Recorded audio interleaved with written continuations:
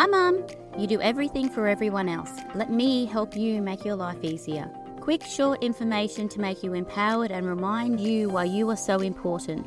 Because if you don't know what's on the menu, how can you choose what's right for you? Hi, I'm Alina, Director of my private practice Supportive Therapy, an everyday Aussie mum trying not to lose my biscuits and my kids. As a mental health professional, I'm here to share my secrets so no other mother feels alone or powerless. Knowledge is power, and I want you to be powerful. Think of it like I'm your mindset coach through all of this. Everything is backed by science and psychology. I believe in you, and I want you to be the best version of yourself. To be happy and to feel in control, you need to be mentally strong. Hi everyone, and welcome to today's little quick episode. We're going to be talking about ODD. ODD is Oppositional Defiant Disorder. So, especially professionally, it's very interesting other people's professional perspectives and understanding of what Oppositional Defiance Disorder is and how they can then accidentally shame a mother or a parent to say that you didn't meet their needs, therefore they have Oppositional Defiance Disorder, and if you just meet their needs, then ODD won't exist. I'm just going to say ODD this session instead of Oppositional Defiance Disorder, obviously, but that's just a little clarification before we begin.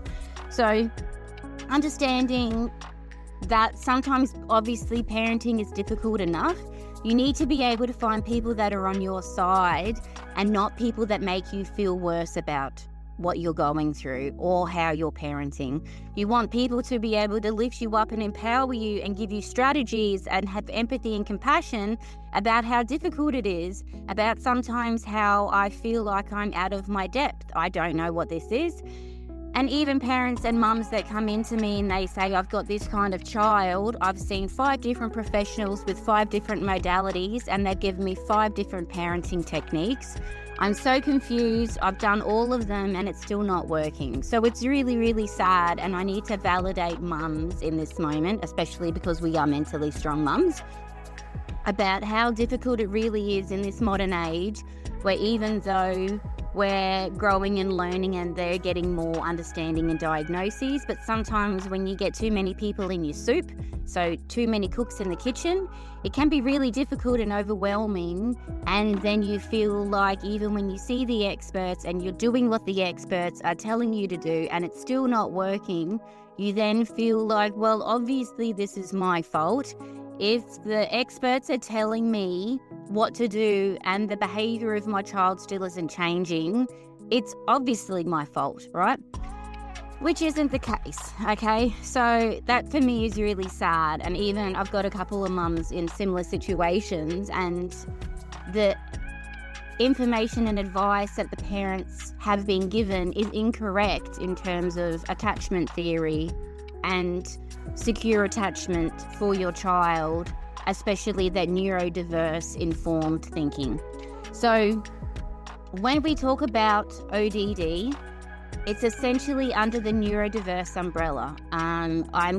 This is going to be on YouTube as well as you can just listen to it. So I'm going to explain it to you if you're listening, but obviously if you're on YouTube at my Mentally Strong Mums page, it'll be easy for you to understand. So where your forehead is, that there is your higher thinking. So the higher in the brain, the higher the thinking, the more complex and the more rational, logical that you have. The lower the base of the brain is the more caveman reptilian part of the brain. That's when you get triggered or you're fear or you're overwhelmed, all of that kind of stuff, right? The higher bit of your brain, which is your frontal lobe, which is your forehead, that's your rational thinking, consequences, reasoning and logic. And that's also where you're regulated and calm and present, okay? So for a lot of people, especially children, that won't develop, especially in comparison to neurotypical people until, well, boys are 25 on average and girls are 23. So sometimes they don't have the capacity to think about consequences or to look forward in a lot of different situations. That's why sometimes they do stupid stuff, because their brains at this age literally do not understand the consequences of their behaviour. So then a parent going to them, what were you thinking? They're not, because it hasn't been developed yet. And so that's the fine line and fine balance we need to be able to help understand, to nurture and grow. So oppositional defiance disorder, from my perspective, falls under the neurodiverse umbrella, which means that your frontal lobe or your executive functioning, which is your forehead, which is higher thinking, is then impacted and doesn't function or process the way that normal people or neurotypical people or people that their executive function or their foreheads are fine, okay? So when I'm neurodiverse, so when you're neurodiverse, you can kind of have a little bit of this and a little bit of that and a little bit of this. So I have a little bit of ADD, a little bit of ADHD, I've got a little bit of autism, I've got a little bit of dyslexia, a little bit of dyscalculia and dysgraphia. Sometimes if my anxiety is peaking because my internalizing and my thoughts because of my ADD or ADHD, that then leads to anxiety, which then can increase my OCD behavior stuff, right? Okay. ODD, oppositional defiance disorder, kind of falls under this little neurodiverse umbrella. And even if you Google neurodiverse umbrella, it can be a beautiful visual image on how to be able to understand it. We think in pictures, so this is very important for a lot of people. If you have ODD, or your child has ODD, or even your partner has ODD, oppositional defiance disorder, their brain is essentially, don't tell me what to do because I'm not going to do it. But if you tell me I'm not going to do something or I can't do something, I'm going to do everything within my power to be able to prove that I can. So if, just say hypothetically, my partner has undiagnosed ADD, sometimes it looks like when there's major events like Valentine's Day, Mother's Day, birthdays or Christmas, they don't get you anything. Because don't tell me what to do. Society, don't tell me what to do and what I have to be able to buy and how I have to be. So internally, they then revolt to say, I'm not doing it, right? So then you never get any presents because of their ODD. Sometimes, just say hypothetically, they're a smoker and they don't want to smoke anymore and they've been trying hard to quit. But their internal voice and their internal dialogue is saying, listen, you need to stop smoking, you need to quit, stop smoking. Even that, their own voice is telling them what to do. So their oppositional defiance disorder is, don't tell me what to do, I'm going to continue smoking. Do you know? So that's sometimes really difficult, because even when they know they're not meant to be doing something or they want to do something, if they feel or perceive that someone's telling them something, it's very difficult to be able to, because their body fights against them, right? So oppositional defiance disorder sometimes in kids can also look like defiance. So they're very defensive. I told you not to eat that biscuit. Don't eat that cookie. I didn't do that. I just saw you do it. Like, I literally just saw you eat it. I know I didn't. Very defensive. Don't tell me what to do. I didn't do all of that kind of stuff. So that can be very difficult as well. So even though experts, quote unquote experts, may say to you, if you just meet their emotional needs, then oppositional defiance disorder will go away. That is, you can understand if you feel safe and secure and your emotional needs are met, you feel safer and secure within your body. You have that secure attachment. You feel as if you can be heard and you can be yourself more often. So at least it's not going to completely go away, but at least you've got a better chance and a better opportunity to be able to negotiate and be flexible and be able to try and figure out routines. Because especially with ODD, as I said, they're probably going to be under that neurodiverse umbrella. So it's not just ODD you're combating. You also have potential ADHD or ADD, one or the other, or the combined type, right? So that means sometimes it looks like impulsivity. They're very impulsive. They've got time blindness, so they're in their la-la land. They then hyper-focus or hyper-fixate on something so nothing else around them exists. And then they can be very distracted very easily. They also have the thing where I can't do a task. I can't do a task until it's on the due date. And sometimes for some people, it's impossible to complete a task. So even with some of those things, you can almost see them overlapping a little bit with ODD and how they've got little characteristics of everything in little bits and bobs and parts. That's because of executive functioning. Executive functioning is really, really important because it helps planning. So that's the higher thinking where your forehead is. I'm still pointing at my forehead.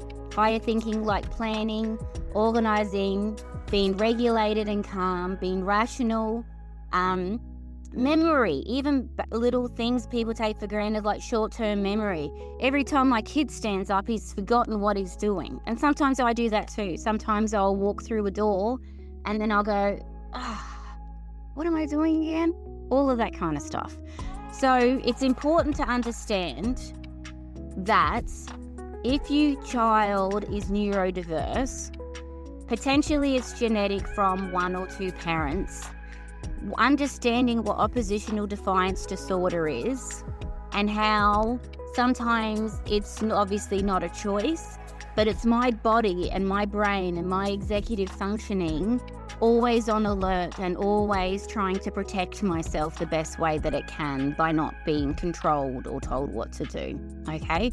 So that's not the reality. And as a mum, we're not trying to control you or tell you what to do. We just want to leave the house so we can go to school. And we want to do this in peace and harmony. We've done this every single day for the past 5 years. The routine's been exactly the same. But with that oppositional defiance disorder, sometimes it can play up and it doesn't feel safe. And it wants to be able to have some autonomy and some freedom of speech and to be able to push back. When your kids push back, yes, it is annoying and it's frustrating, especially when we're really late and they are neurodiverse, okay? Kids that push back, kids that question authority, that is normal and healthy behavior, okay? Yes, it's frustrating, but it's normal and healthy behavior and that should actually be encouraged. If you are getting triggered because your kids are being combative or defiant or pushing back, that's a huge indicator for you that you need to be able to work on yourself and regulating and calming yourself. And why are you triggered? Maybe you're triggered because when you grew up, you were in a household where that was never allowed. Kids are seen and not heard. Stop crying or I'll give you something to cry about. Do as I say, don't talk back or I'll flog you. Right? So sometimes if your kid is doing that to you, that can be a huge trigger for you because as a child, you were not allowed to do that. So that your trauma in terms of safety and looking after yourself and being nervous and scared to avoid punishment, avoid consequences, or avoid thinking negatively about it, you then have those accidental fears or trauma response on your child when they're pushing back or when they want to question authority. So that's something as well, that understanding you're the parent, you're the one that's meant to be regulated, you're the one that's got to try your best. And obviously there is going to be ruptures and there are going to be conflicts and you are going to be triggered and you're going to be dysregulated and sometimes you're going to lose your biscuits at your kids, all right? That's inevitable. That's normal, right? The most important thing to do when we do lose our biscuits at our kids, when there is a conflict, when you lose it, when you accidentally yell or whatever that is, that's called a rupture. So if you YouTube, you can see it's like a little volcano that's rupturing. And when this rupture is conflict, rupture is normal and rupture is healthy, rupture is inevitable and it happens everywhere, whether it be your kids, whether it be your partner, whether it be your friends, whether it be your parents, obviously at work. Ruptures are normal and healthy. So understanding essentially sometimes if you're a people pleaser, that's very, very upsetting and triggering, so you will do everything to avoid a rupture. Getting back to your kid, if they are ODD, they push back sometimes or they question authority. If you're not regulated or you're triggered because of your childhood, you then go Burko and get upset at your kids and that's fine. So that's called a rupture. When you calm down, when you regulate, self-soothe, you then need to repair what has just happened. And what repair looks like, so on YouTube, it's like my fingers look like a volcano. And so then repair is like a beautiful little soothing umbrella that comes over the volcano to be able to soothe it and tell it that everything's okay. Listen, I'm really sorry. I didn't mean to yell at you. There's no excuse for it. I love you very much. Are you okay? What made you feel really scared? Were you scared in that moment? What made you feel really scared? How can I help you not do that in the future? Okay, do you know what I'm saying? So when you repair, you essentially take accountability for your actions or your words and what you've done, and take responsibility as to you're the parent and you shouldn't, in a perfect world or secure attachment world, make your child feel that way. Obviously, I need to reinforce, it's going to be inevitable that this happens, okay? But if you can teach your kid rupture and repair, then that's the best thing for them, because you're not then causing all this upset and trauma, because you're going back and repairing it and saying, I love you, I'm sorry, I won't do it again, or I'll try my best. I didn't mean to make you feel that way. If you just keep on having repairs, every time they have an ODD kind of where they're arguing at you or they're pushing back or whatever that is, and you constantly yell at them and you never repair, they then assume that they're not good enough, they're too much, my mum doesn't love me, I have to stay away from her, it's my fault, I'm not good enough.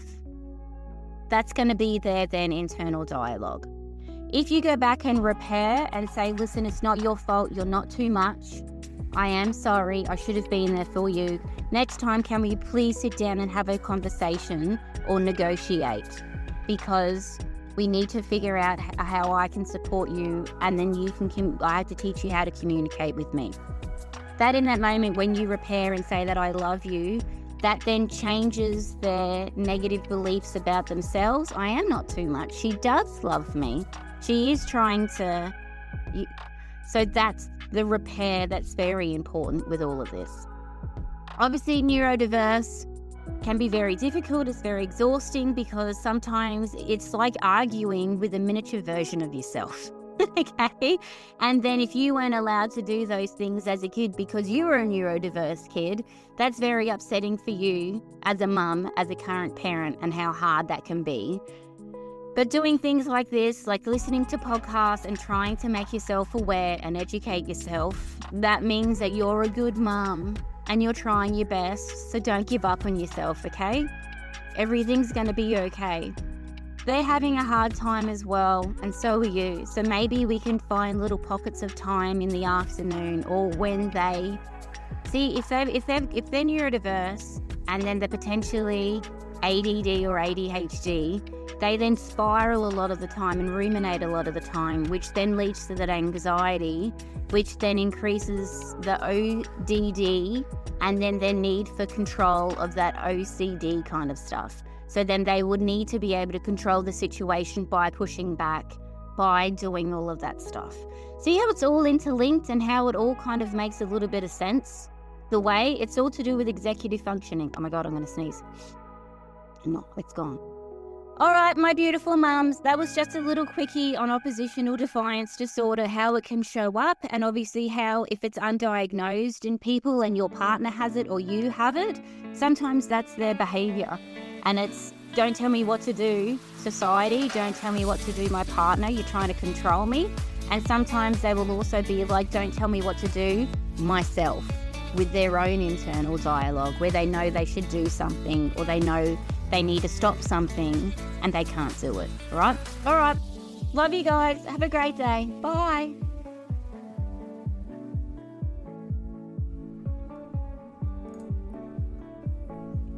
If If you are hearing this message, you've listened to the entire episode, and for that, I want to thank you for your support. It takes me hours to research and create this for you, so I genuinely hope you enjoyed it and felt more mentally strong. If you have any suggestions or improvements, let me know, because I'm always open for criticisms. If you have found my information useful, please leave a review and subscribe. So by leaving a review, it's a value exchange. It's good karma. I value your support just as much as you value my free information. So find me on Instagram and Facebook by searching Mentally Strong Mums, and I'm Aussie, so we're spelled MUM. And then you can find heaps of resources on www.mentallystrongmums.com. And this podcast is for you. So let me know what topics you would like to see covered in future episodes.